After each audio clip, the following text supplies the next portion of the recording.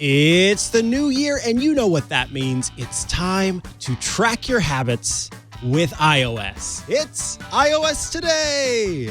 iOS Today is brought to you from LastPass Studios. You're focused on security, but are your employees?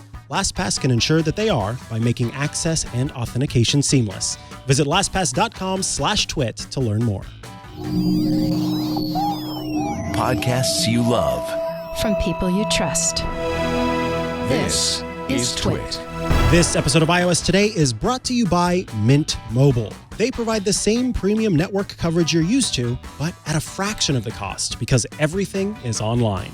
Mint Mobile makes it easy to cut your wireless bill down to just $15 a month with their 3-month introductory plan and get the plan shipped to your door for free at mintmobile.com/iOS.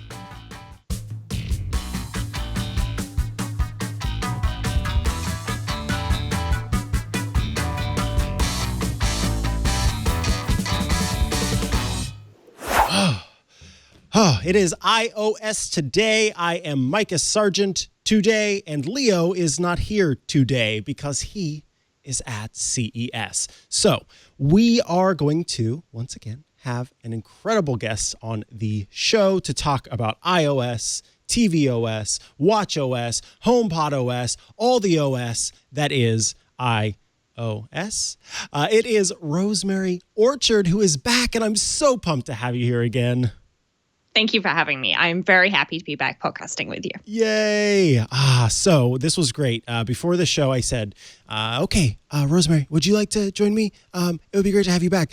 And then you said, yeah. If you need a topic, I was thinking, and as you were typing in Slack, I was typing to you, I was thinking we should do, and then you sent habit tracking, and then I sent habit tracking, and so we're going to do habit tracking today.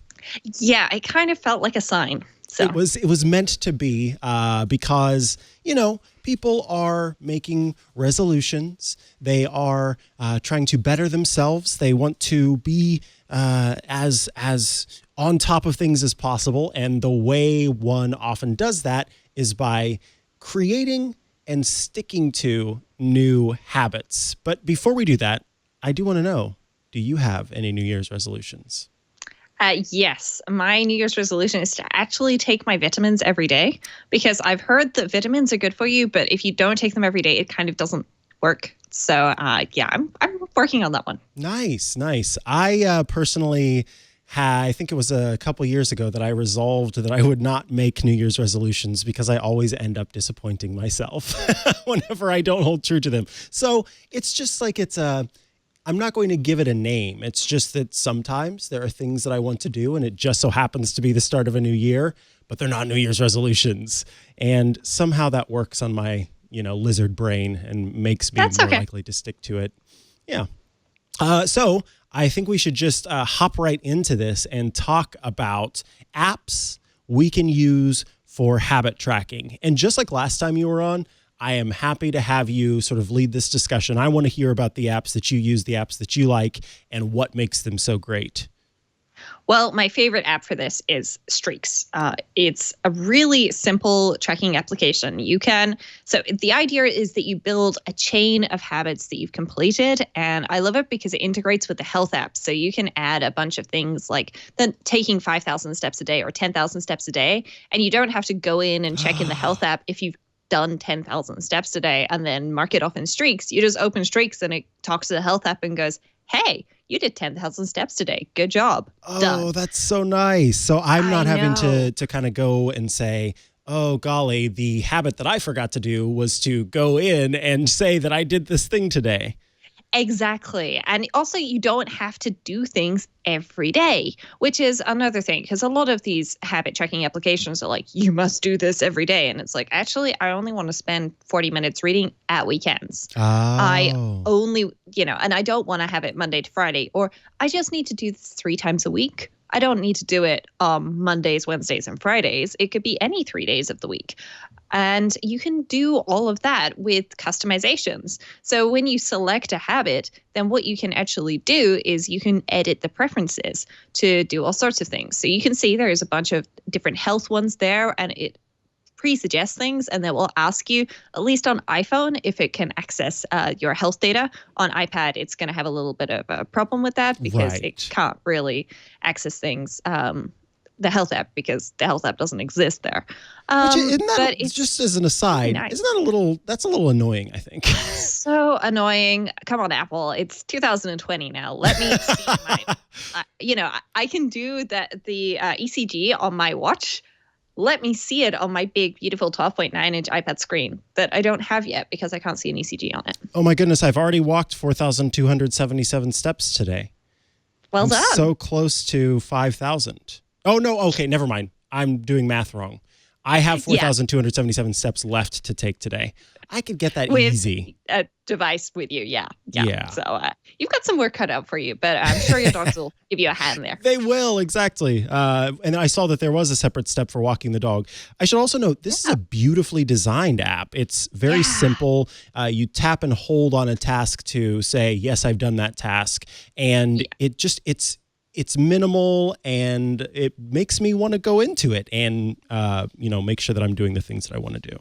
Yeah. And also you can tap on any one of your habits or tasks, as they're called, and you can see a calendar history of it, which is really nice for going back and seeing, hey, when did I actually last take the dogs for a walk? Did I do that yesterday, or was it the day before? And somebody else took them for a dog yesterday. Took them for a walk yesterday.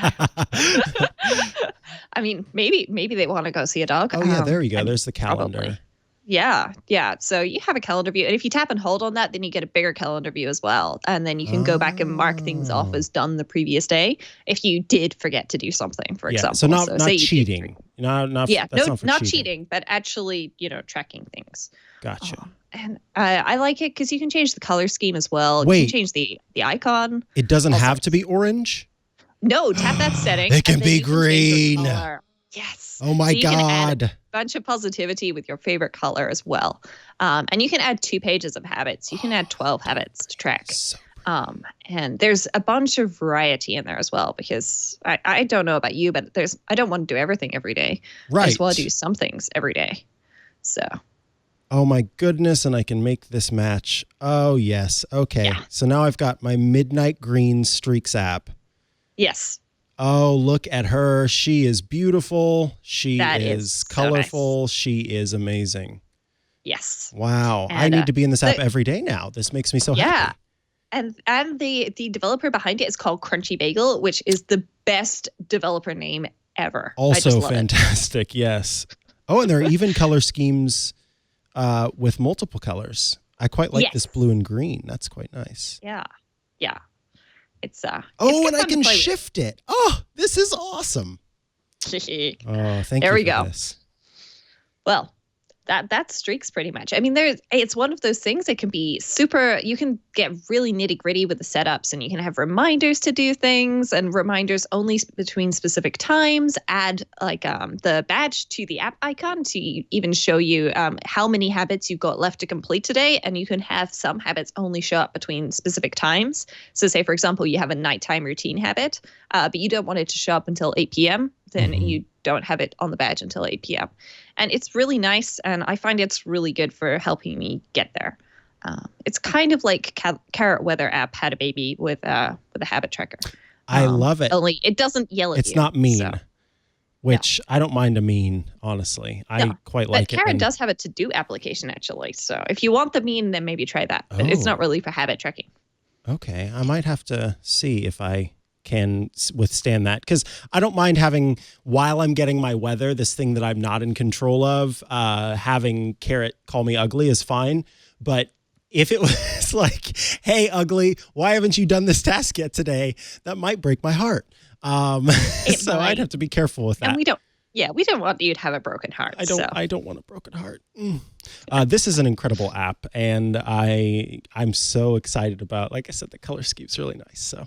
Yeah. And again, I think there's something to an app that integrates with other bits of your, digital life in order to provide for an experience that has the automatic, okay, we know how many steps you've taken today. So you're not having to, one less thing to actively go in and try to change is nice for multiple reasons, because then you are more likely to want to follow through, I think, whenever you do go in and you say, oh, I actually did those things already. So clearly this task is not that hard.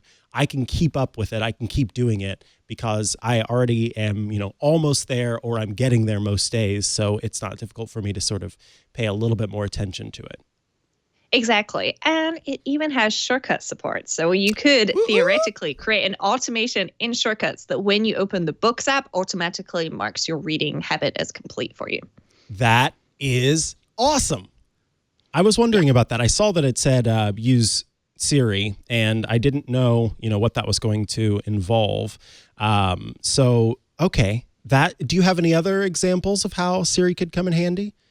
Well, I tend to only use it pretty much to track things of when I open apps because there are a couple of apps that I use. So I've been trying an app called Oak for meditation. And it's really nice that when I open that app, it can automatically log that I am working on my meditation for the day. And so I actually don't have to think about that. By doing one action, I automatically mark my habit as done. And so that integration, like you said with the health app, it's one less thing to think about.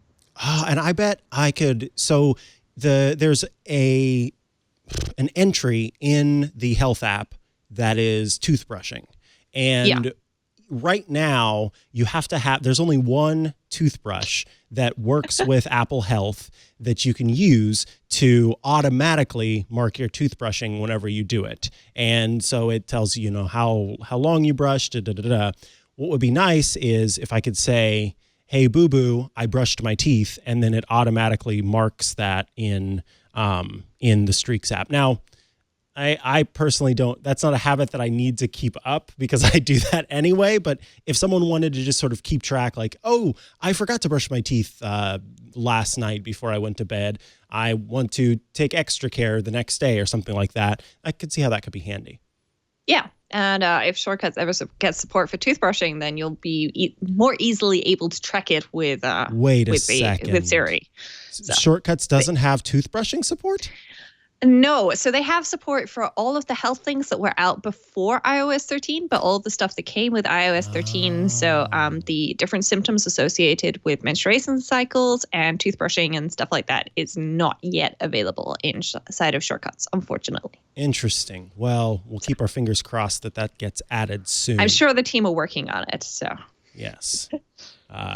Whether you know that officially or not, we'll just have to. No. As in, I'm sure that they are because this is a new Apple feature, and it would be silly of Apple to not try and get everybody to integrate support for it, right? Right. Agreed.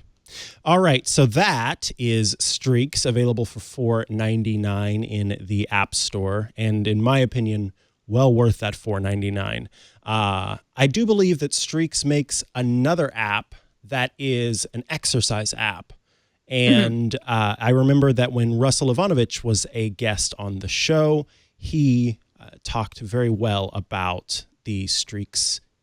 I need to remember what it's called. Let's see. I think it's called Streaks Workout. And you can actually get the two of them in a bundle together. It's called the New Year's Resolution Bundle, where you can get them both at a little bit of a discount. Very nice. Yes. Streaks and Streaks Workout. All right, Rosemary, what's next on your list? The next one is not quite as pretty, but it's extremely functional. It's When Did I? And this is a bit of a weird name because you think that there's going to be more after the name to finish the sentence, but there isn't. It's just called When Did I? And it's for tracking when you last did things. I should note the default theme is so not my favorite. Bright yellow and cyan is weird, but you can change the theme in the app. And it's really nice for tracking, like, when did I last have a haircut? Or when did I last floss my teeth? Or something like that. So it's more for longer spaced out things. So like getting your haircut and stuff like that and seeing the dentist versus actually flossing. Oh. That's something you probably want is Streaks. But it's nice because then when I'm thinking maybe I need a haircut, I can look and see, actually I had last had a haircut 2 months ago. So yeah, it's probably time. Versus just taking a guess and trying to scroll through my calendar. So I've done a thing. I've broken the app. I can't get out of the settings screen. Oh dear. So I use this app exclusively on my iPhone, so I've not run into that. Let me see. Maybe if I add something. I think you need to add something first. Okay. Yes, replace the fire alarm batteries would be nice. Yes. So, for example, things There we like go. that. And now you have one of these tasks, and you can go into the settings and change the themes. And if you just tap on one of them, on one of the habits, then it will mark it as done for you. Aha. So there you go. You have choices: purple and blue and all sorts of I'll things, just do gray for that. which makes it a little bit less offensive to the eyes Yeah. than the yellow and cyan that was is previously available. very bright. So if you tap it, then it just marks it as done right then. Nice. And then you can go into it and you can view your history of when you Oh. last did something. And And adjust then you it. can view that whole history of things as well. So when you change your smoke alarm batteries, you can mark it as done and check, when did I do it before? Okay. And set a reminder to do it again. I did that in April.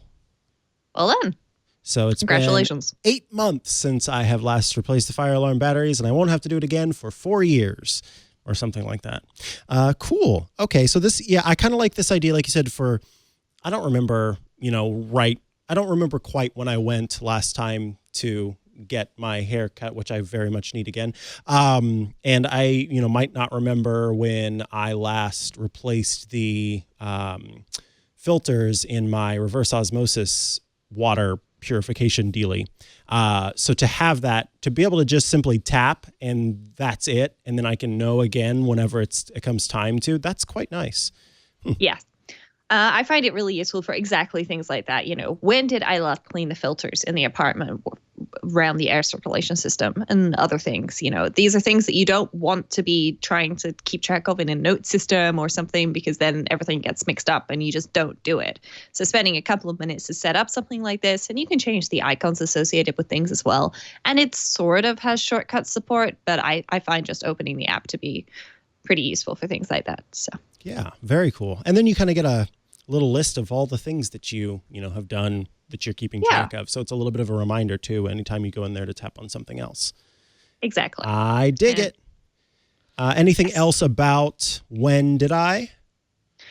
I just think it's one of those things where you'll start by adding one or two things that you want to keep track of, and then you find that there's actually 5 or 6 things. So I've been adding to this since the start of the new year, and I've only got the 4 things in there at the moment, like getting a haircut, getting my eyebrows done, and they've got a cleaner thing in our toilet that needs changing every 8 weeks.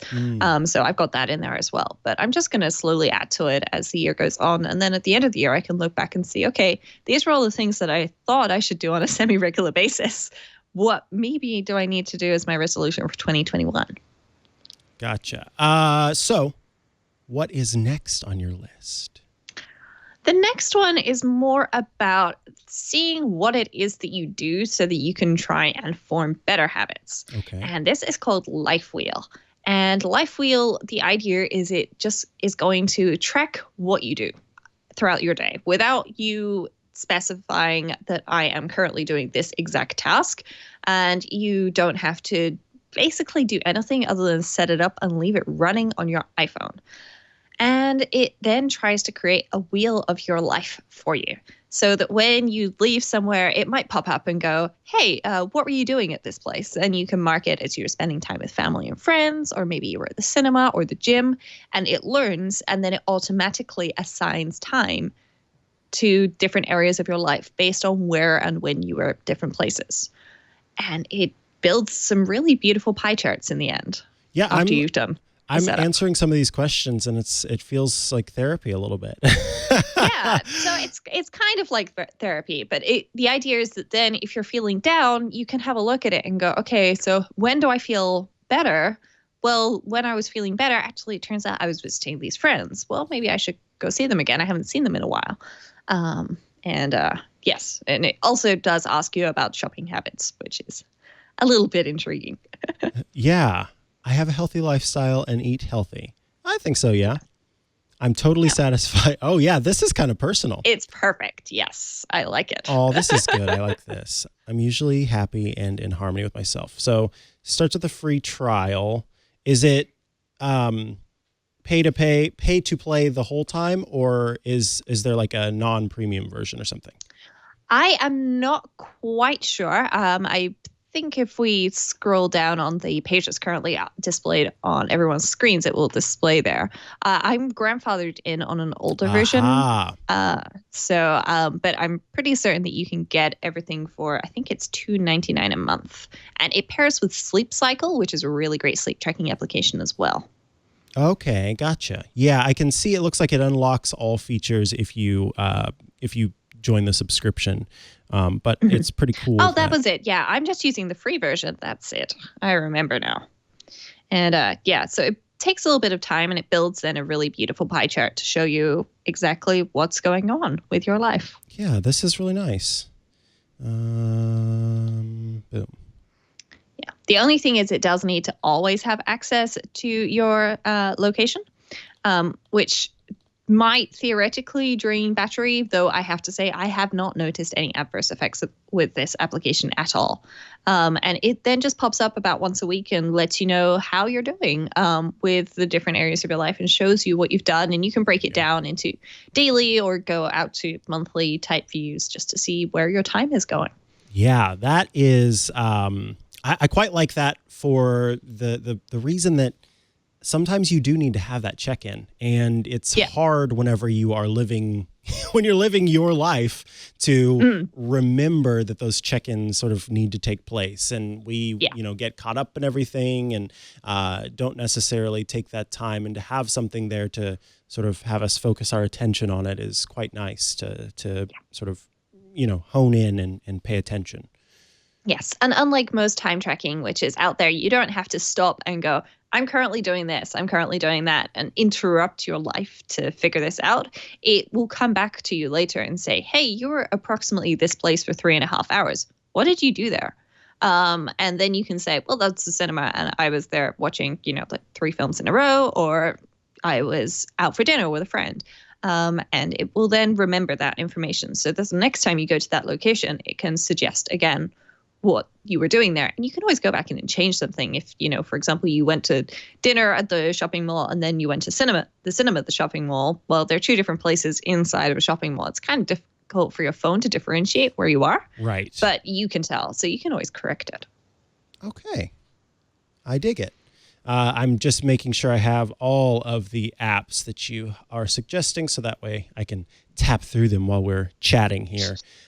So up next, I'm not sure how to pronounce this one. I have no idea how to pronounce this one, but it had a really cute, colorful owl on the front, which made me download it on New Year's Eve when I was being very optimistic about my life. And I've been trying it ever since then. So I'm going to call it Remente. Yeah. It's for self-improvement. It's a life coach application, but it's got some habit tracking built in. So you set goals, and it has a series of suggested goals, and then it breaks them down for you. And I really like that, because then it helps you build habits with a specific goal in mind. And of course, our goals are usually to improve our lives, but improving your life can take many, many different forms. That's true.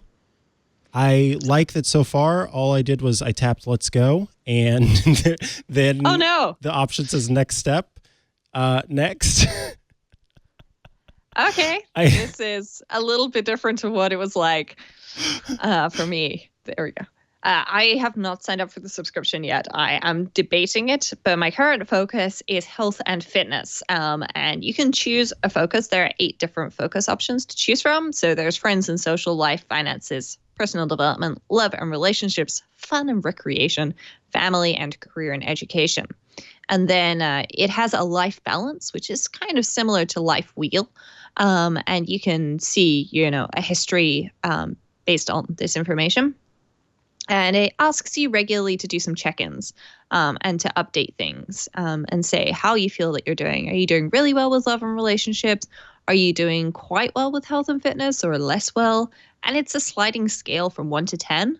And this builds a really lovely little wheel so that you can then just, see what you feel you're rating your life as right now. And then you can pick from one of their many goals and select something to try and work on. Nice. And it looks here that they also do support the ability to link up with HomeKit, with HealthKit. So that way it can keep track of your data automatically, which is quite nice again.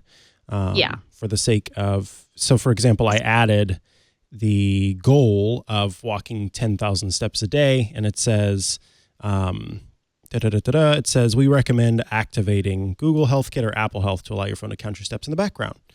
Yes, which is really useful for those people who might also have Androids in their lives.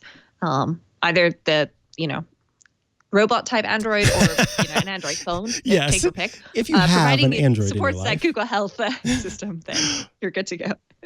Yeah, and then I could see eventually, once I start doing this, I can track, like you said, those insights. Yes, as well and as if you just tap on the insight tracking, then you can actually there should be an option there to update it. There you go. And then you can just go through and set how you're feeling on a slider for each of these. So you can say that your love and relationships is feeling really good. I'm just and it will build a whole, in your case, very, very, very small circle. I'm just having a bad time, all ones here. But that's okay, because the next time you do it, it's going to go up. Get better. Yeah, exactly. So we'll save that. Yeah, so my circle's a little sad right now. If they were all 10, then this would be a very bright and beautiful and big, colorful circle. But then, you don't want to lie. You don't want to lie to the app. No. I'm sorry for making it non-colorful, folks. No, okay. I do like this. This is great. And then there's where you can go in and activate health. Well, yes, if you're on a supported device. Yes. Cool. Come on, Apple. We need health on iPads. Yeah, if only for Mikah to demonstrate it. Right. It's so easy. I'm sure it's not so easy, but it's so easy in the sense that it makes sense to have it here. Because everything that's in the health app would look fantastic. Those charts and graphs and things on the big Imagine iPad actually screen. showing your doctor an ECG and them not going, wait a moment, I need to get my microscope. Right. Yes, exactly. Okay. I see a spike there. Yeah, that would be quite nice. I can just zoom in. You see this? This is atrial fibrillation. Yes. And then you pass out. Okay. Let's move on to the next app you have, which has an adorable name. Don't Break the Chain? Oh, I thought it was Goal Buddy. Oh, right. Is that next? Sorry. Goal Buddy was originally in the list, and I ran into some issues with it, so I decided that I wasn't very happy with it. Okay. Well, let's do Don't Break the Chain, DBTC. Yes, which is what it shows on your home screen. The native color scheme for this application is white and red, which I personally found a little negative. So I've changed my color scheme to be a lovely shade of purple instead. And you only set the one thing to start with, and the idea is that you build a chain and you don't break it. And for people who haven't heard of Don't Break the Chain, I believe this stems from Jerry Seinfeld. I read about it on Lifehacker years ago. And the idea is that you have to do something every day. It doesn't matter how badly you do it every day, but you have to do it every day if you want to be good at it. Okay. So let's see. You just tap on today if you've done something today, and that's it. Oh. Now it's done. And you've got to build a chain of those X's, and you've just got to keep it going. Okay. Yeah. And don't break it. Yeah. And if you open the menu on your left, then you can add more goals. Okay. So that you can keep all of them. But you only focus on one at a time, which means that in comparison to something like streaks, you only see your success or failure with regards to one habit at a time. So that can be both good and bad, depending on your motivation in life. Right. Which my current motivation is to eat a whole lemon every day. Ooh. So let's see. Well, you should probably make that yellow. Probably. For lemons. I can get some motivational text for it. That's quite nice. Yes. And then if I wanted to, I can share my progress. So, you can share your progress. Go ahead and tweet that I'm eating one whole lemon a day, and we'll see what people have to say about that. Great. One day in, the first step was the hardest. Let me tell you, it was sour. It made me cry, but I feel different now. Okay. Have you tried grapefruit? They're also kind of sour, but not as sour as lemon. Yeah. See, if I'm gonna go in, I'm gonna go all in.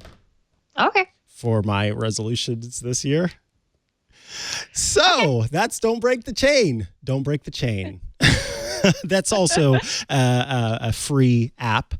There is an in-app purchase of $3.99 to go Pro, which I know removes the ads for one thing, and I am not certain. And then you can also tip if you would like to afterwards. I quite like that method versus the subscription service. Yeah. It can get a little bit, oh my goodness, I have all of these subscriptions renewing. But the ability to, I pay to buy the app, and then later on down the line, I'm like, you know what? I've been using this app every day to make sure I eat my lemon. And with that, then I get the option to send them some more money. And you know what? I may be more likely to send that $11.99, which was the value for the large tip, which I think is quite nice. Yeah.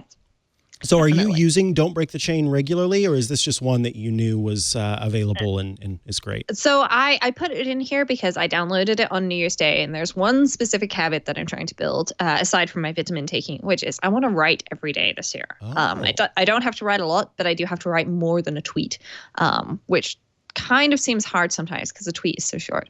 So I'm putting that in there just because I want to keep track of my writing. And I don't feel like it belongs in Streaks because Streaks is more general life things that I track. And so I wanted a separate place to keep an eye on that one.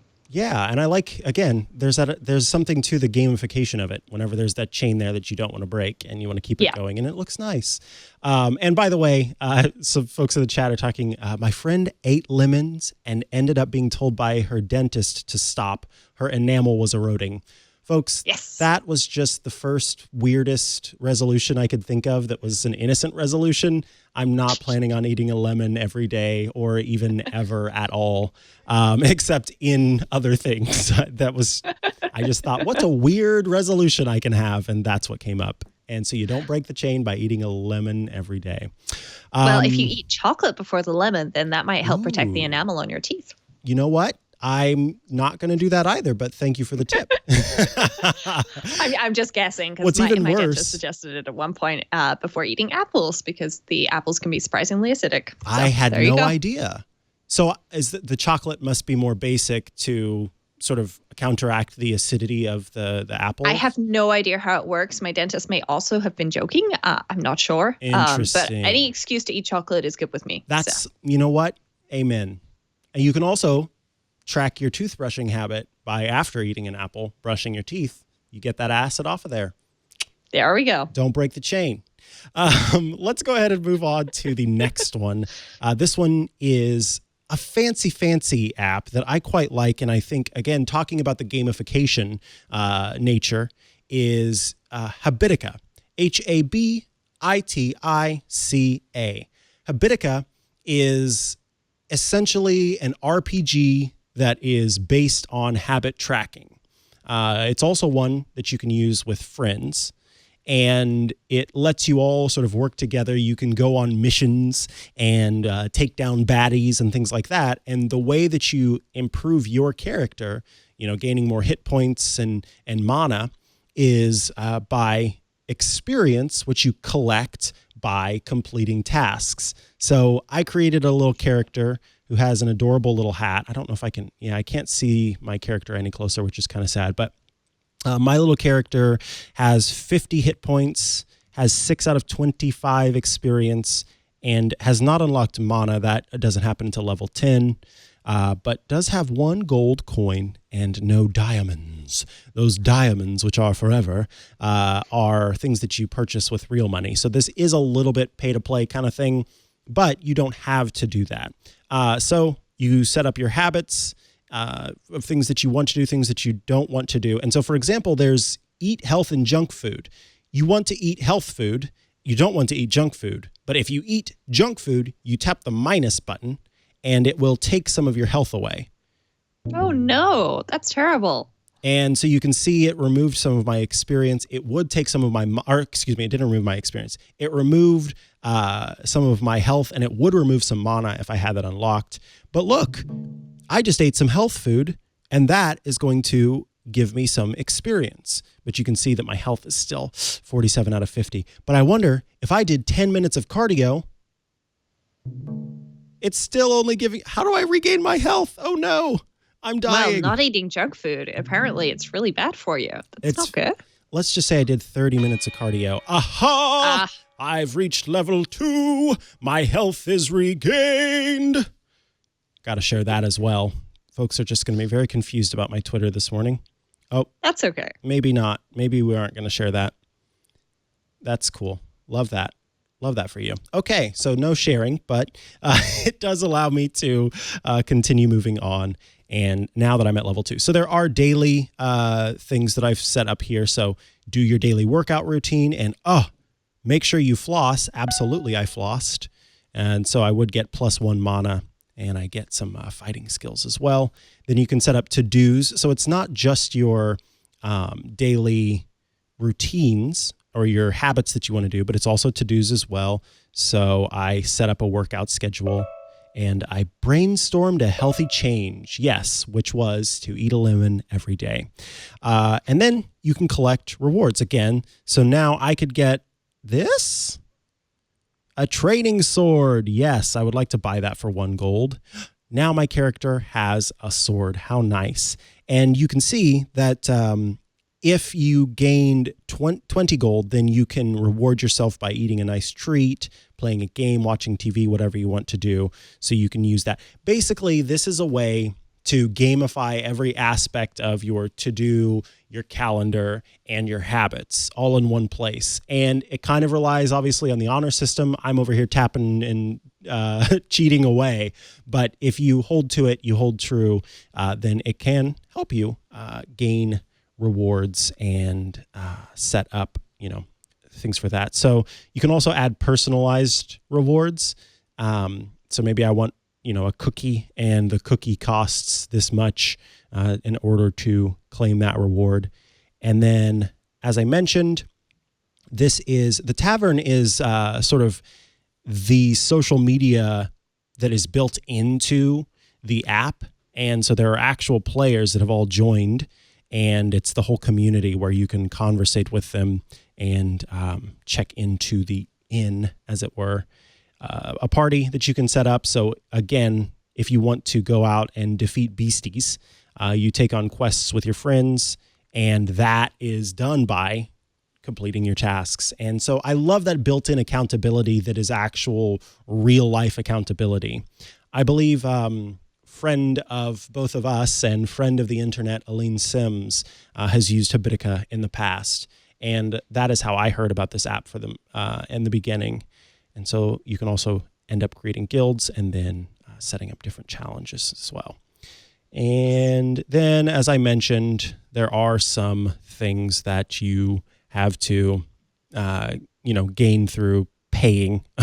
And then as you go out on quests, you can get little eggs that can then hatch into mounts that you get to have, which is kind of fun.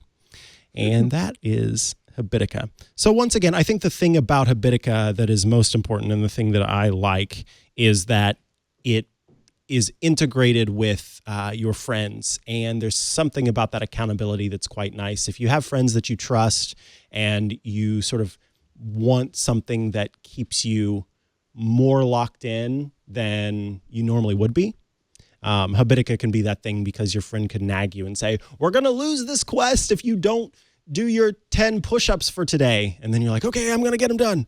And then you can tap, yes, I did it. Wow, I'm eating more healthy food. Look at me. I'm gaining experience. But of course you don't. And this is why I'm not friends with Mikah. Yes, exactly. I've reached level 3. It still won't let me share. Congratulations. Darn it. All right, that is Habitica. The next one on my list is called Productive Habit Tracker. Mm-hmm. Oh, by the way, Habitica is free to download with in-app purchases. You can get a subscription as well, which gives you access to some more features. Productive is the habit tractor. Yes. Hop on the habit tractor, folks. We are going to stick to them this year. Is there a hayride involved? There's hayrides, there's pumpkin patches, there's apple pie afterward, and you are going to bale some hay, brush your teeth, and get along, little doggy. Let's talk about the habit tracking app, not the habit tractor app, called Productive. So this is a very, very, very, very simple app. I quite like, again, the design of the app, but I was kind of almost underwhelmed with the simplicity of it.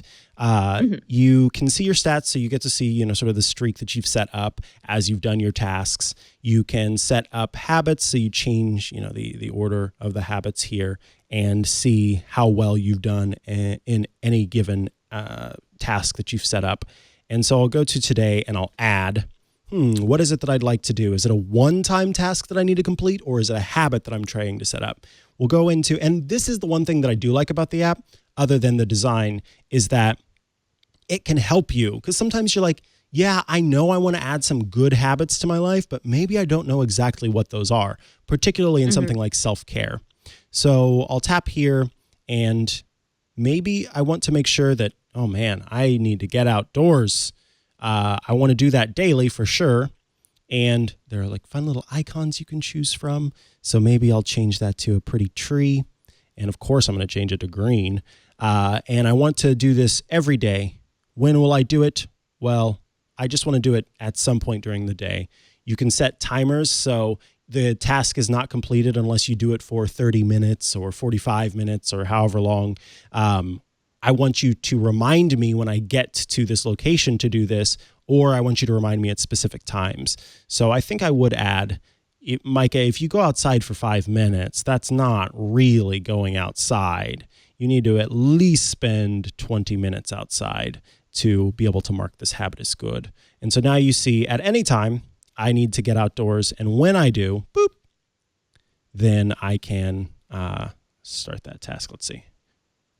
Start the timer. And then it will go. And when it is done, then I can mark it off. So yes, I want to quit now. And so you can see that, well, no, I didn't mark that task because I didn't quite complete it. So again, this is your today view that shows you sort of what tasks you need to do morning, afternoon, and night, and what all day tasks you have. And then from there, it's very simple in terms of the different tasks that are available. So not a whole lot involved here, but I almost like that. I kind of like an app that is simply designed, particularly for folks who, I think habit tracking is a thing that everybody can and does want to do. And so where, we might have an iOS today where we talk about what you need to do to get the most out of your iPad as a writer, that's going to be very specific people that can use more in-depth apps for writing. But when it comes to, my little brother says, boy, howdy, I sure would like to remember that I need to get the eggs out of the chicken coop in the morning.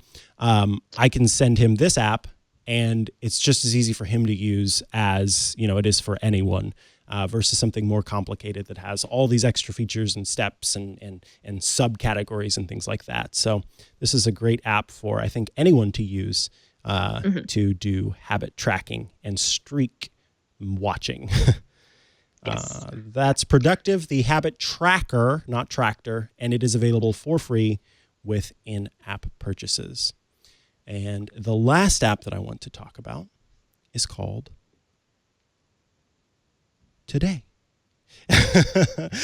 Today is a very beautifully designed app. It is not available for iPad. It is only available for your iOS. I guess I can say that now. I was going to say iOS was on iPad, but now it's iPadOS. So it's only available for your iOS devices, and it does have an Apple Watch companion.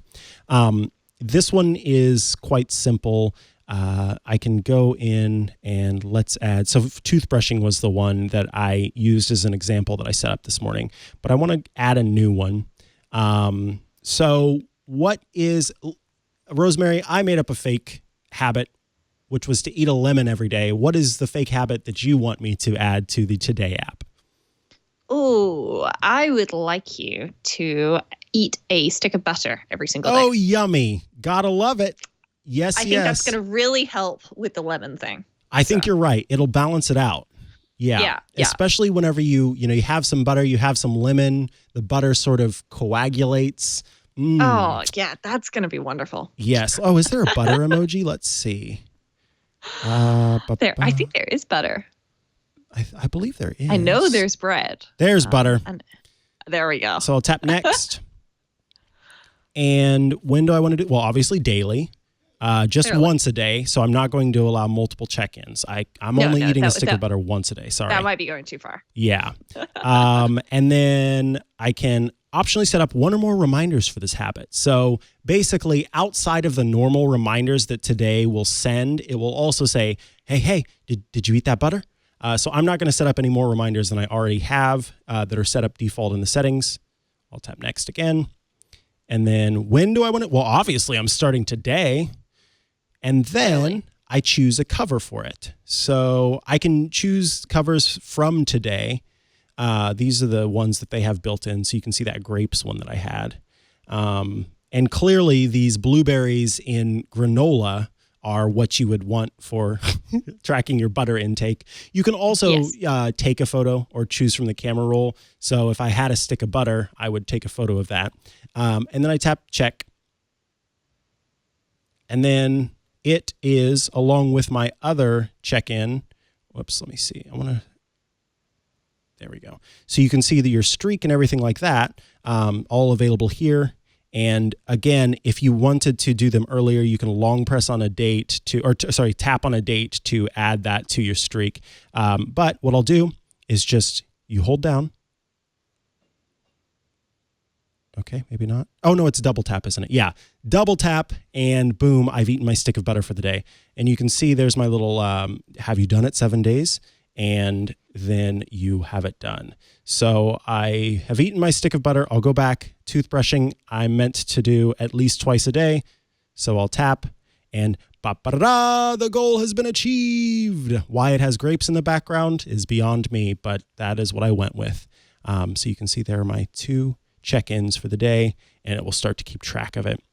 So this is a very, very pretty app that, once again, kind of like what you were talking about with I believe it was the Streaks app, opening up the app and just holding down and checking it done is really kind of a nice experience. This works the same way, where I open the app and I just double tap anywhere on the screen, and boom, it's marked that I've eaten my toothbrush for the day. I mean, brushed my teeth for the day, and it's available right there. So it's quite nice. Yes, I like that one. It's very pretty. And I would also just like to report that if you search for Habit Tracker in the App Store, then at the very least in the UK App Store, it comes up with Productive Habit Tracker. So you're good there. Oh, good. So yeah, Habit Tracker. You know what? I need to make an app called Habit Tracker. And it's just like Don't Break the Chain, but it's a little tractor instead. And it goes along, and then on the back are little bales of hay that get collected. And then those are for habits. And then for tasks, it's like a little cart that has an animal inside. And so your little tractor's puddling along, and behind it are these little bales of hay and animals that you collect as you complete all your tasks. Don't steal my idea. It's mine, and it's called Habit Tractor. Take a habit break. I love it. That's the Oliver Tractor Company, founded by my family in 1473. All right, folks, we are going to take a break from this nonsense before we come back to talk about the news and some feedback and our app picks of the week. I am here with Rosemary Orchard, the very awesome, very cool superstar of all things iOS, all things automation, and so much more. Rosemary, thank you for being here. Oh, thank you for having me. All righty. This episode of iOS Today is brought to you by our pals at Mint Mobile. You know them. They've got that beautiful, adorable little green fox. I've got a little green fox Mint Mobile air freshener in my car. And so I get to hang out with Mint Mobile all the time. If you're still using one of the big wireless providers this year, have you asked yourself what you're paying for? Between expensive retail stores, inflated prices, and hidden fees, you're being taken advantage of because they know you'll pay. Enter Mint Mobile. Mint Mobile provides the same premium network coverage you're used to, but at a fraction of the cost because everything is online. There aren't any of those stores. There aren't any inflated prices. Mint Mobile saves on retail locations and overhead, then passes those savings directly to you. I have a Mint Mobile SIM that I have actually in this iPad right here. It lets me connect to the wireless network wherever I happen to be and be able to maintain that connection regardless of where I am. The service has been great. It's been steadfast and I can count on it. Sometimes even when my phone that has, one of the big carriers inside doesn't have signal, I go to my iPad and bada bing, bada boom, there it is. It's working just fine. So I'm quite happy with Mint Mobile. Plus, of course, that easy approach of just going online, getting the plan that I want, having the SIM get shipped to me, and boom, it's there and I'm ready to activate my account. There's also a Mint Mobile SIM in the Android device that I have and use because, yes, I have to be a man of two worlds in this modern. I know, Rosemary, I know, but it is the way. And Mint Mobile. You think you know somebody, and then they tell you they have an Android device. Well, even though I have to break people's hearts by having an Android device, I am happy that Mint Mobile makes it so easy to cut my wireless bill down to just $15 a month with their 3-month introductory plan. Every plan comes with unlimited nationwide talk and text. And with Mint Mobile, you stop paying for unlimited data you never use. You choose between plans with 3, 8, or 12 gigabytes of 4G LTE data. Use your own phone with any Mint Mobile plan and keep your same phone number along with all your existing contacts. That's right. You don't need to switch up phones. You don't need to worry about some contract plan where you get the phone and you're paying it off. Use the phone you already have. With any Mint Mobile plan, you don't have to change numbers. You don't have to worry about that. It's just slip that SIM in and move along. Ditch your old wireless bill and start saving with Mint Mobile. Now, to get your new wireless plan for just $15 a month, with their 3-month introductory plan and get the plan shipped to your door for free, you go to mintmobile.com/iOS. Again, let's talk about that. That's $15 a month with a 3-month introductory plan. You get that plan shipped to your door for free. Wow. You go to mintmobile.com/iOS, cut your wireless bill to $15 a month with their 3-month introductory plan at mintmobile.com/iOS. Thank you so much to Mint Mobile for their support of this show and for your support of the beautiful scent in my car. Thanks, Mint Mobile. All righty. What do we have in the news? Well, first things first, it's emoji time. This is... Always need more emojis. Always. And now you can get them engraved on your AirPods. It used to be, it was just text that you could get engraved on the front of your AirPods.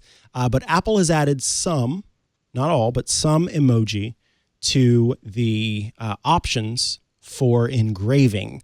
So you can customize your emoji with a dragon, an alien head, a heart, a star, whatever your heart desires. You can customize and personalize your AirPods in that way. Personally, I need the smiling pile of poop engraved on my next pair of AirPods.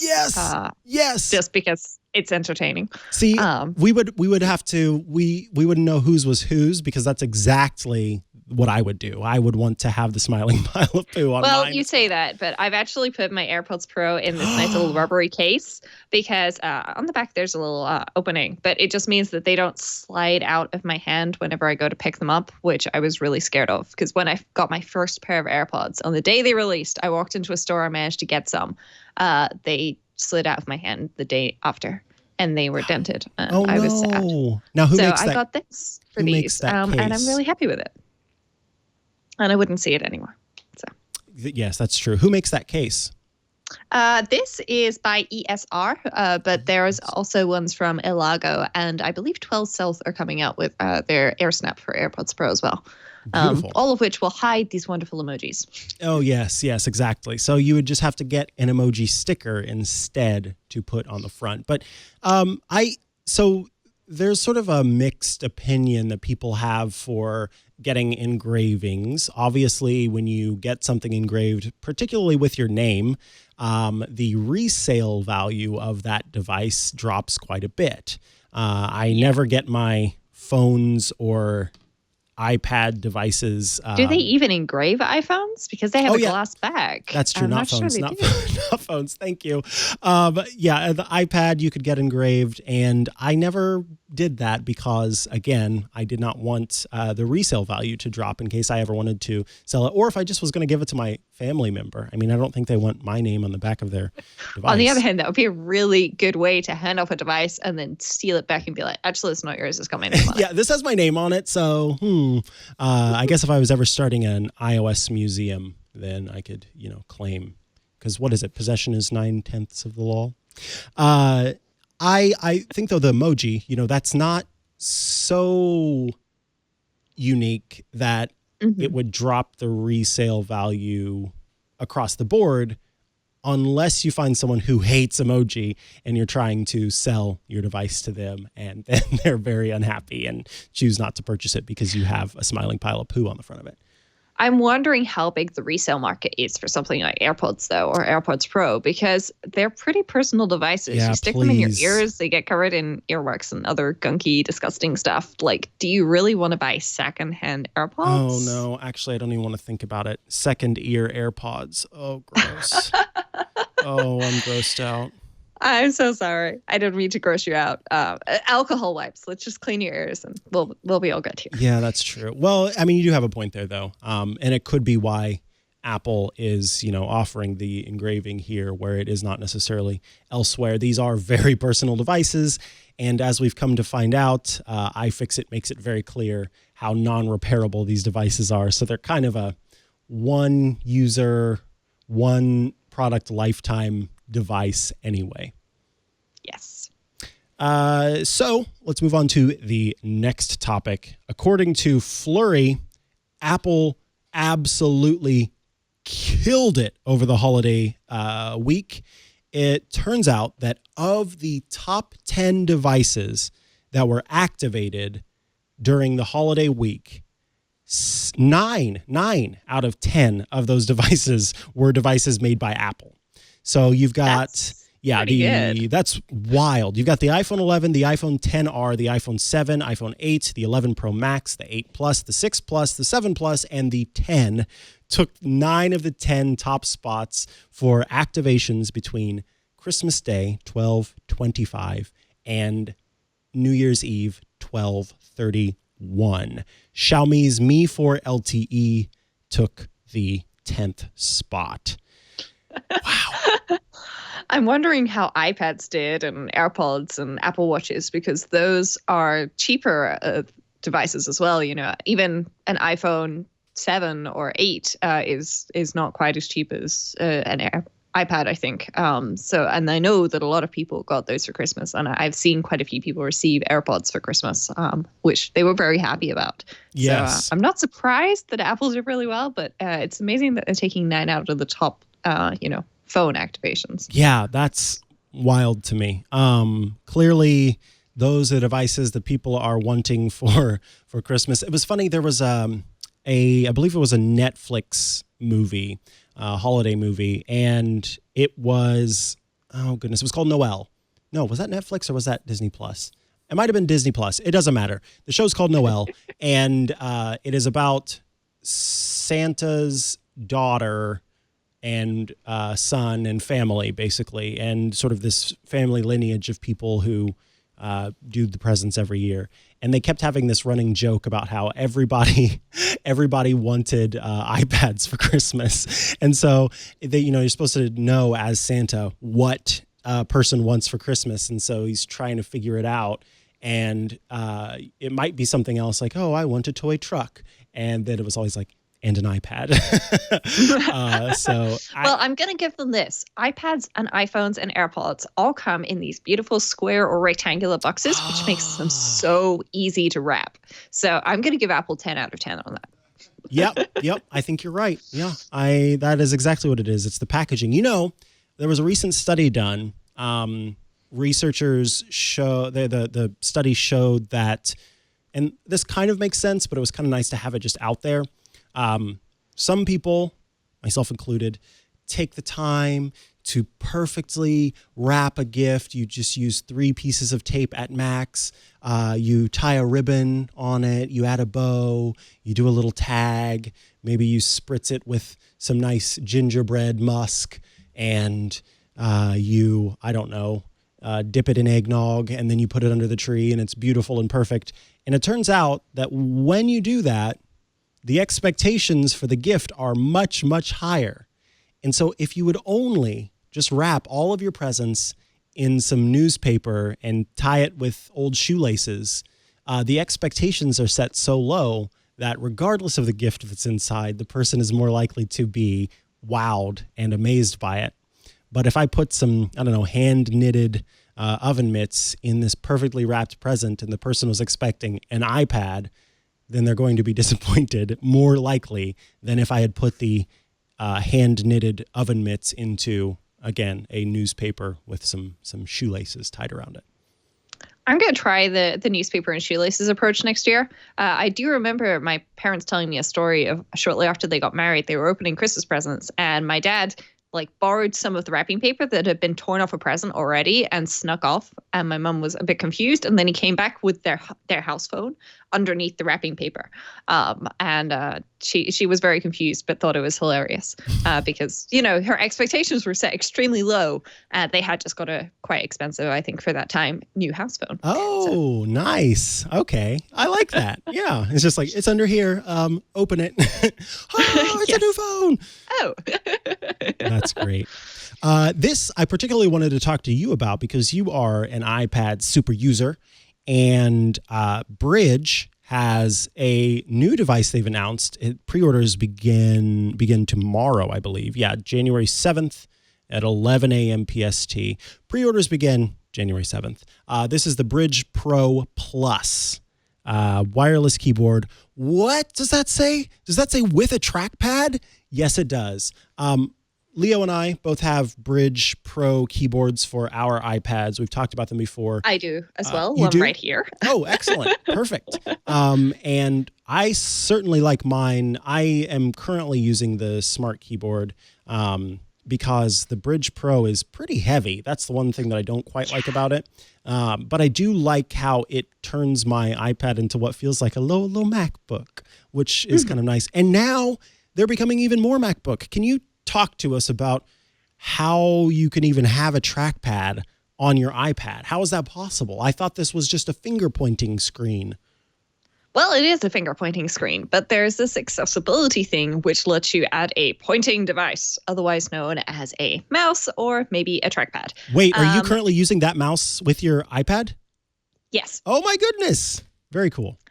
I really like it. And there are some various settings that you can change in the accessibility preferences because you have to turn on assistive touch, which by default puts a nice black box on your screen with a little circle in it. But if you connect a pointing device, what we would call a trackpad or a mouse, then you can actually turn that menu off and have that hidden, which is really, really useful if you want to use a mouse with your iPad. And you can also crank down the size of this assistive touch widget or crank it all the way up if you want it to cover half your screen.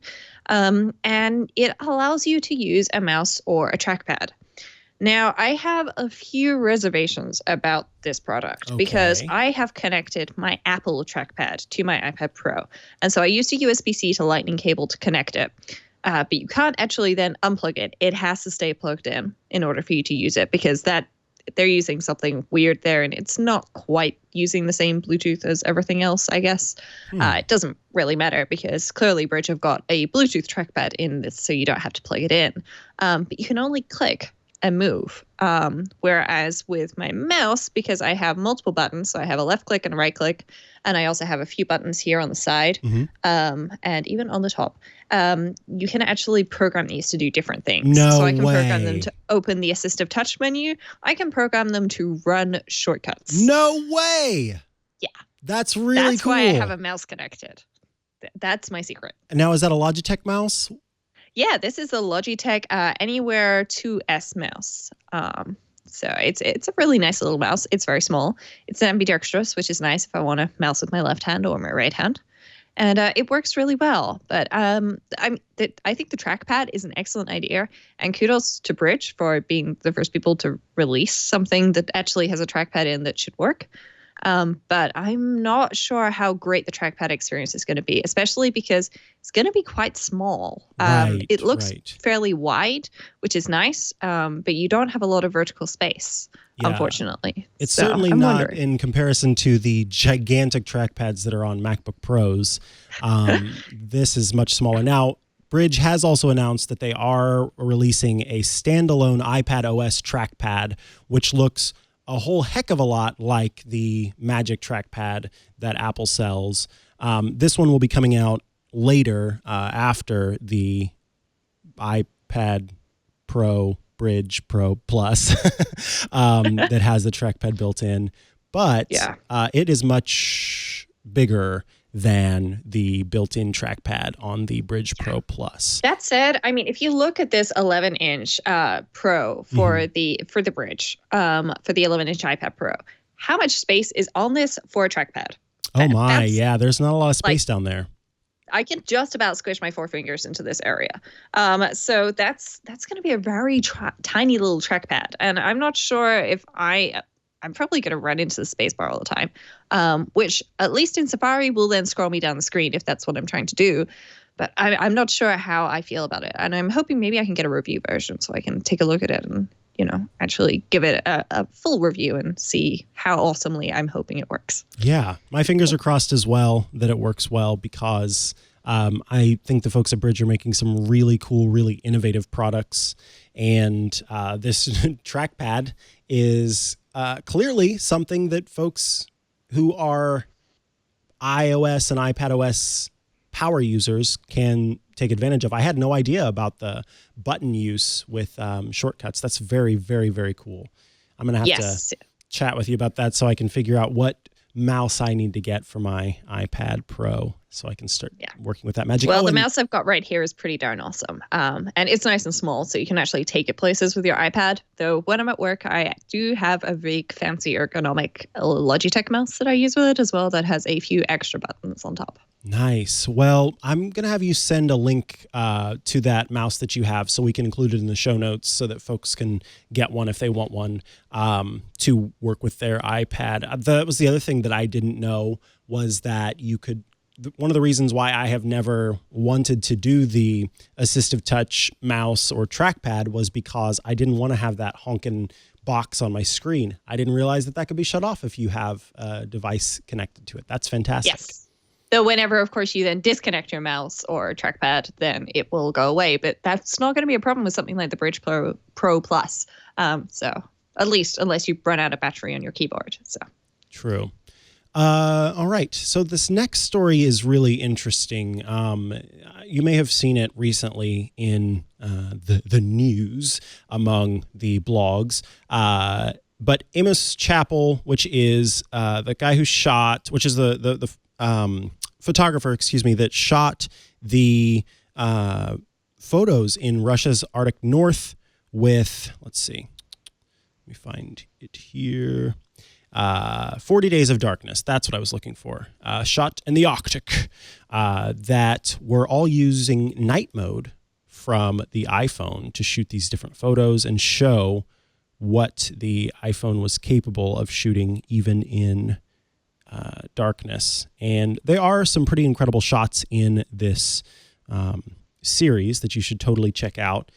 But an important conversation is to be had here, which is that it appears at first glance that the telephoto lens can be used to shoot night mode. And in fact, the UI kind of gives that that belief that whenever you're zooming into 2x and you're using the telephoto lens, that it is still shooting with night mode. So you can see, I believe right below that frame, Kevin, is, there we go. So there's a screenshot, and for folks who are listening, I'll describe this.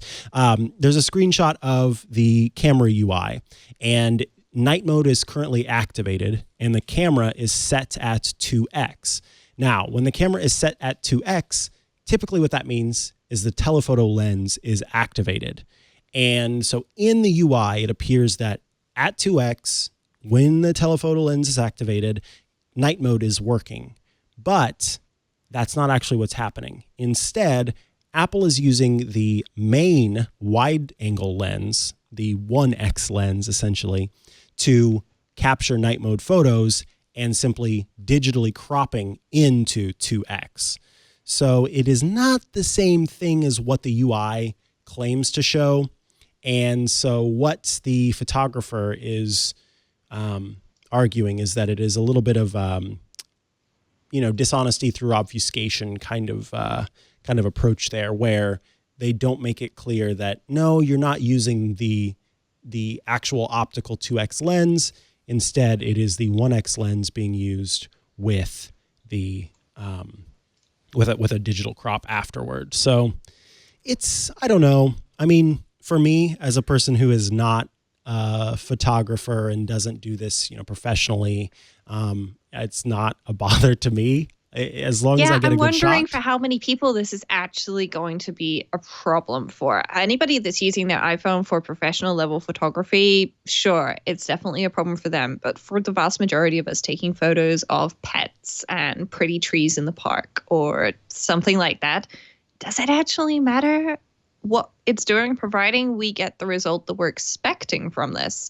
Sure, it's a little bit dishonest, but we get a great result anyway. So I'm not seeing that for your average person, it's a big problem because they still get that awesome night mode. Yeah, I agree. The article ends, this is again from the photographer. I find this disappointing, not from a tech angle, but from an honesty standpoint. The camera on this phone is incredible, and I doubt anyone would begrudge Apple limiting the power of night mode to one lens. But it could have been open about this instead of fudging the details. Lying by omission is still lying. So I understand where the photographer's point, where they're coming from, for sure.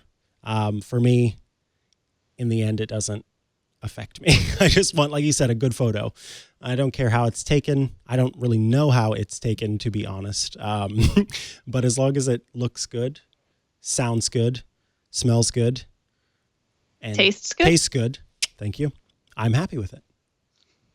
Well, I'll make sure to get you some extra ones, Stat, with delivery. Do you want sauce with those? Yeah, I would like some sweet and sour sauce, and a side of barbecue, please. Okay, well, I'll get the carrier pigeons right on that. They may get a little lost on their way over the Atlantic, but we'll give it a go. Thank you for playing with me in this space. I really appreciate it.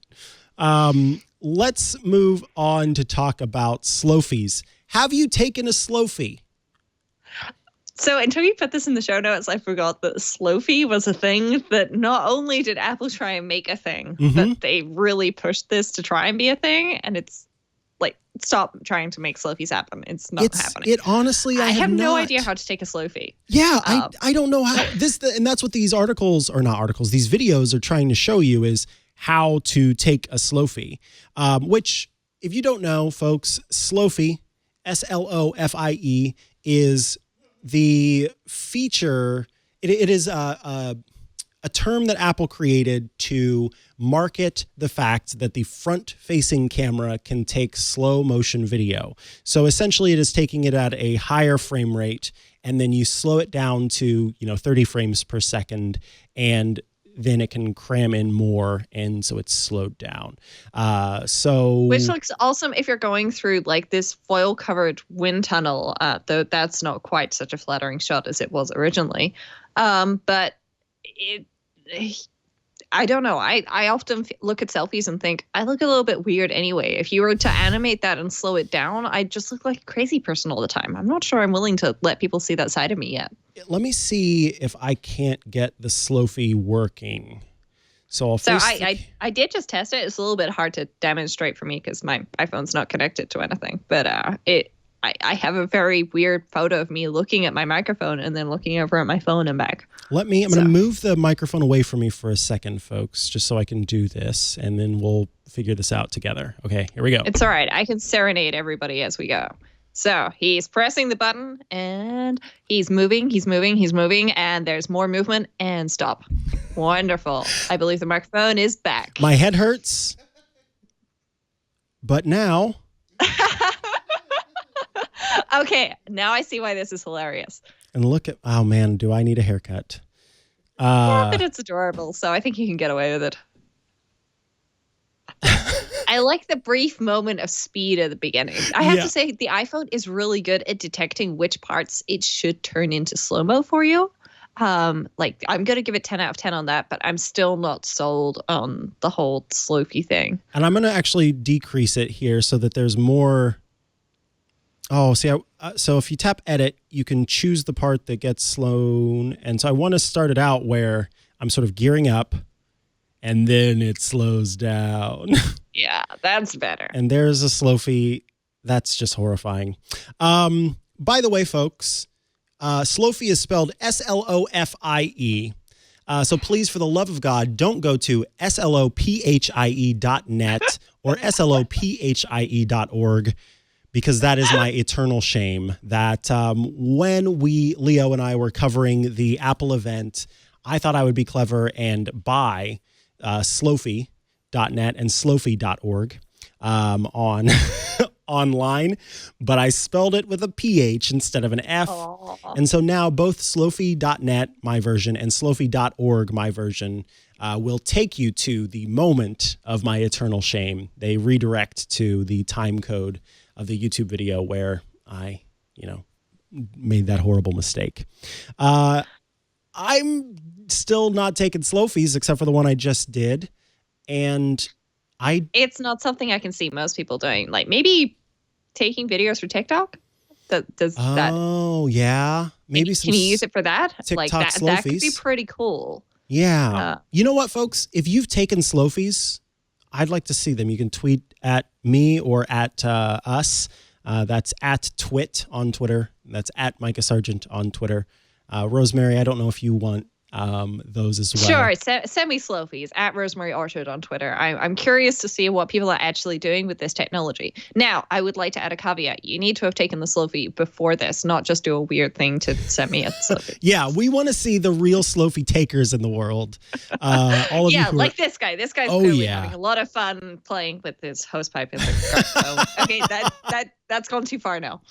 Okay, that's kind of funny. It's a group slofie. Are they going to do a dance? I think they are doing a dance. Oh my goodness. Kick them out of there. Yeah, they're in the icebox. Call security. We're good. Call security. Security, we've got some slofie takers. That takes care of that. Let's go ahead and move on to our feedback. I just wanted to follow up on something. We had a listener, Jennifer, write in. They were wanting some information about, basically they had downloaded some third-party photo editing apps. And typically when a photo app is downloaded, you open it and one of the first things it says is, hey, can I have access to your photo library? Because it needs to request that access in order to actually edit photos. For some reason, when Jennifer was downloading these apps, when they were opened, they wouldn't show that prompt. And in the settings app, when you scrolled down to the privacy settings and hopped into there to grant access to the photo library, it also wasn't showing up there. Very confusing, very perplexing. The suggestion that Leo and I both gave was, at the end of the day, you might just want to delete the app and re-download it and give it another go. Well, that wasn't working either. So Jennifer says, I tried what you guys said and it didn't work. So I went into settings to try anything else because I have to have a photo editor for my PhD research. So I wasn't about to give up. I went into screen time and then content and privacy restrictions, photos, and tapped allow changes. Then I had to delete the apps and reinstall them, and Lightroom and Snapseed worked. So this was essentially a parental control feature that had been set up that caused no ability to add photo library access. Fascinating. It's kind of weird that Lightroom and Snapseed couldn't detect that they were blocked there. That's not so fun. Not cool. Thanks, cool at all. But Jennifer, thank you so much for following up, because Jennifer had said in the original write-in that they had seen a lot of these responses online that, other people were having this problem. And I had no idea. And, Leo and I only had the ideas that we had. And this was not something that I had thought of. And so going forward, that's going to be one of the troubleshooting steps that I add to my sort of standard. Have you tried this? Have you tried this? Have you tried this? We better hop into screen time and figure out if you've got it set up to where you can't allow changes to privacy restrictions. So very cool. Alrighty, let's move on. It's time to put on our app caps. All right. I have a hat. It doesn't quite fit on top of my headphones, so I need to do a balancing act here. All right, we've got some app caps today. We are so excited. What are app caps? Well, these are those things we do where we put hats on our head to say, these are the apps we like this week that we are enjoying. I can't play this character for very long. I am sorry to say. I'm going to give you full points for starting that way. Thank you so much. Welcome to Flavortown. Exactly. Howdy. That's not really how he talks, though, is it? No, he says, welcome to Flavortown. This was bomb.com and other things that Guy Fieri says. Anyway, we wear these hats to honor the apps that we love. And this week, Rosemary, what app have you got for us? I've picked Stylebook. This is something that I have been playing with. It's a $3.99 one-time purchase. And the idea is that you can catalog your wardrobe and then track the things that you actually wear and photograph your outfits so that you can see when did you last wear this dress or when did you last wear those shoes. And I really like the feature where you can build a wardrobe to help plan a trip that you're going on. Ooh. So I've got some trips coming up. I'm going to the UK next weekend, and I wanted to plan what I'm going to wear for lunch with my grandparents on Sunday, what I'm going to wear to dinner with my parents on Saturday. And it's really nice because I could just put everything together there and see exactly, okay, so I need to make sure that this jumper is washed and those jeans are washed and, you know, that I have that jacket to go with everything. And it was a couple of taps to set that up. I did have to photograph quite a few pieces of clothing beforehand, but I'm enjoying seeing what I've worn and when. I really like that idea of having this database of my own clothes. Now, does it have features like it cuts out the outfit, or are they just photos with the background in them? How exactly does the process work for adding clothes to your library? So there are a few things that you could do. You can, and this is what I did for a lot of my clothes. I cheated. I went on the websites and I downloaded the clothes, like an image of them or took a screenshot, because then it can detect the background and automatically trim it out, or it tries to. Now, if you've got something like a white dress on a white background, it's going to struggle. So if you're taking photos of clothes, you're probably going to want to have a dark and a light background available, so that you can take photos of different pieces of clothing on different color backgrounds. And then you can just put it together. But because it's tried to get rid of the background, you can overlay things on top of each other, which makes it really helpful for just putting together your outfits. And as you can see here, this person's just taking a picture and it automatically removes that background for you. Well, that's super cool. And yeah, that planning feature, I'm always trying to find new ways. Right now, my packing process involves, I have index cards and I have I take a piece of like butcher paper, rip it and stick it to the wall with some painter's tape, and I chart out the days and I chart out the different outfits that I want to wear for that day, and then the different items that I might need. And then I will take that butcher paper and transfer that information to a note card, sort of like revise it as I need to. And then my note card, my index card, becomes the checklist of things that I have. So yeah, mine is a very physical, non-digital process of doing that. But I really like this idea because I have to go, over to my closet and look in and find what I'm looking for, or go into my dressers and look what I want.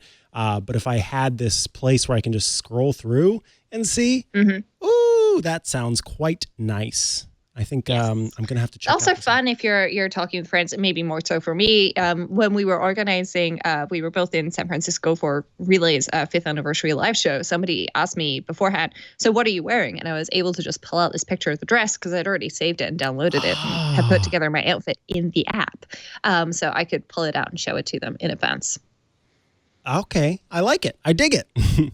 And that app is available for, I love it when $3.99. It's a one-time purchase. Oh, good. Always love a one-time purchase.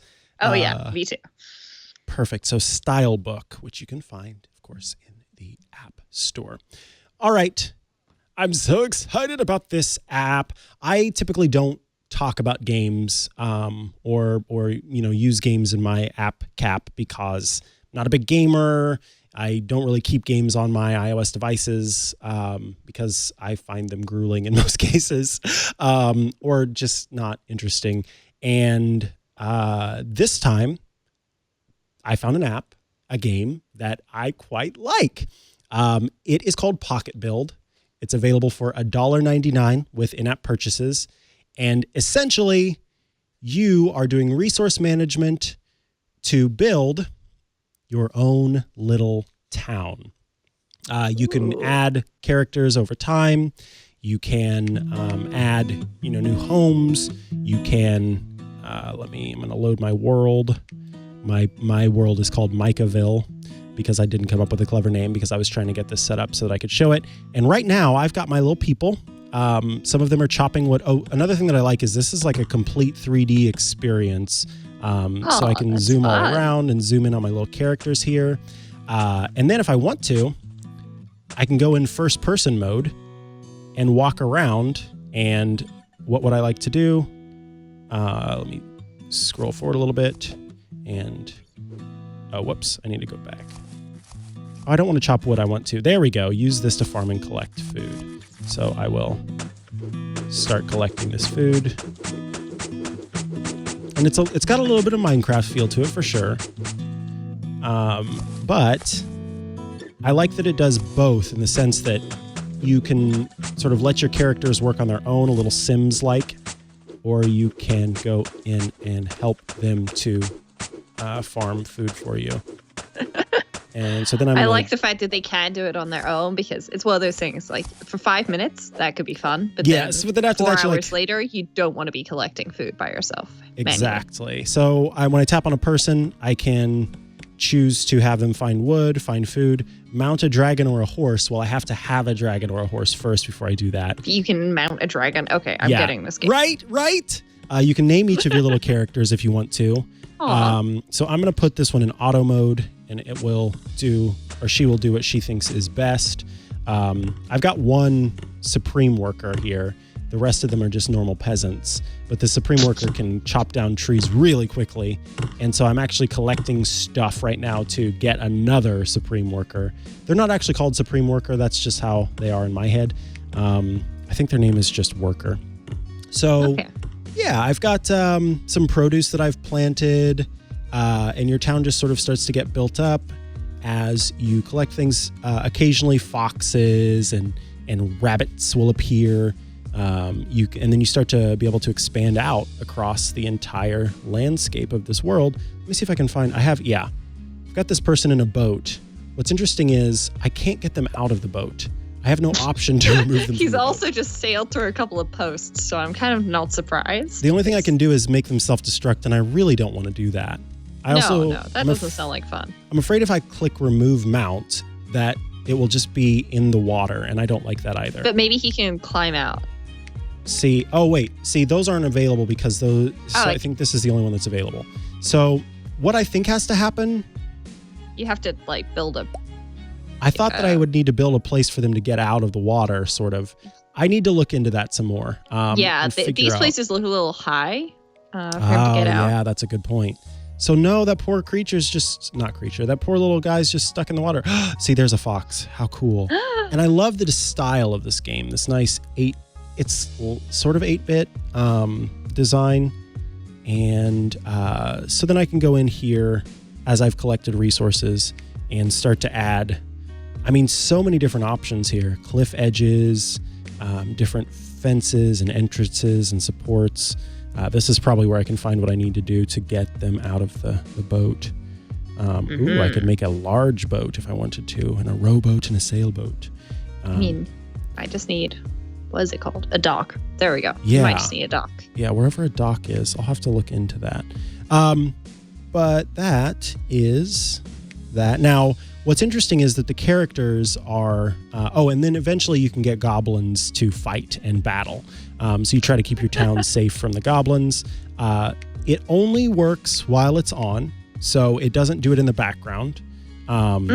It is a lady elf I can get. And then you can maybe she has magic and she can get your guy out of the boat. Oh, that would be nice. Can you float my person out of the boat? That would be great. And then, here, let me show you where is the... I want to show you the...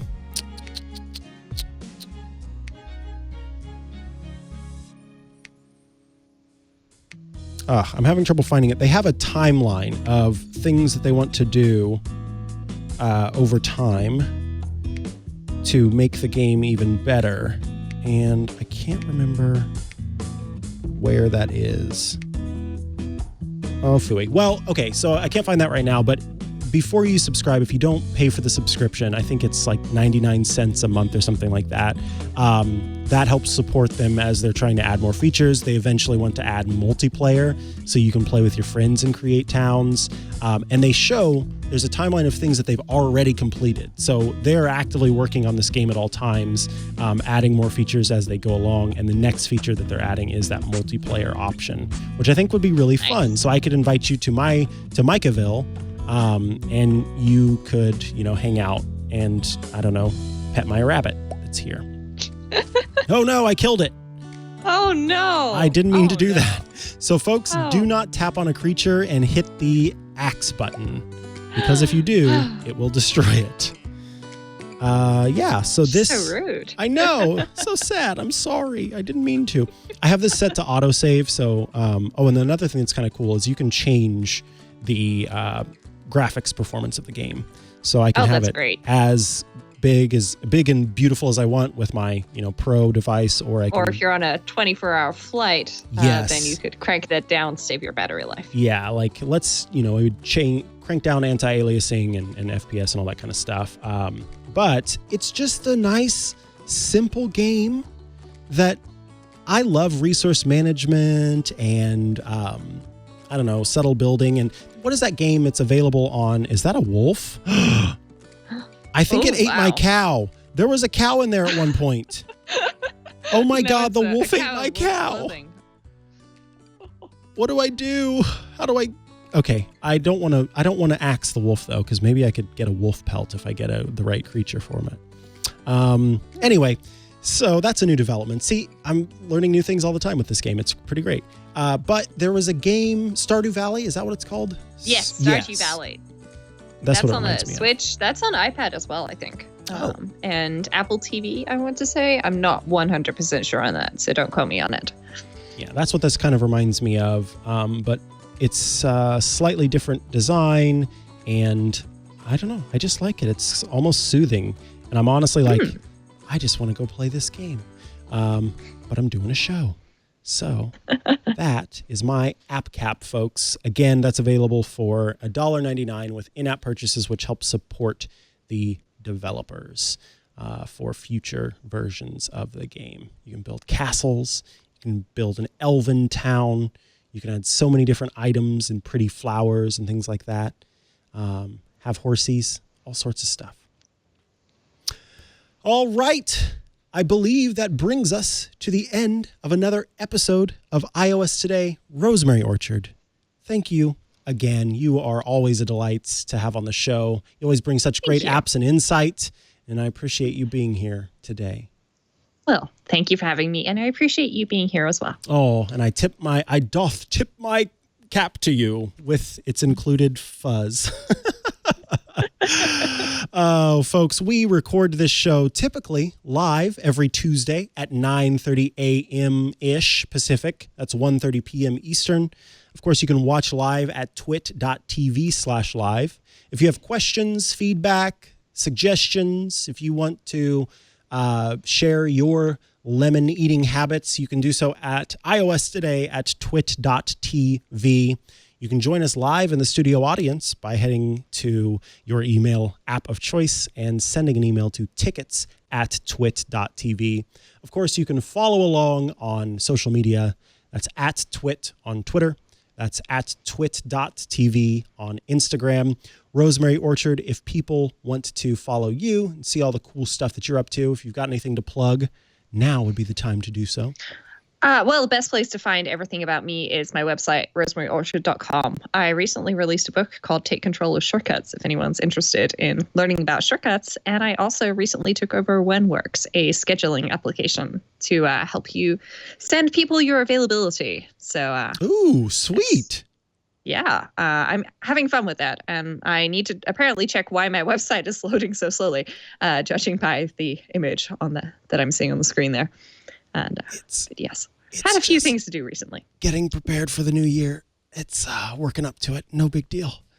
No, thank you so much. We do appreciate you again being here. If you want to follow me online, that's at Mikah Sargent on pretty much all the social things. And of course, don't forget to subscribe to the show. That's how you get all this great content, no matter the time of day, night, evening, morning, twilight, at twit.tv/iOS. There you will find links to all the different ways you can subscribe in all the different apps of your choice, even if it's just an RSS reader. That is going to do it for us, folks. And we thank you for joining us on iOS today. Goodbye. Goodbye.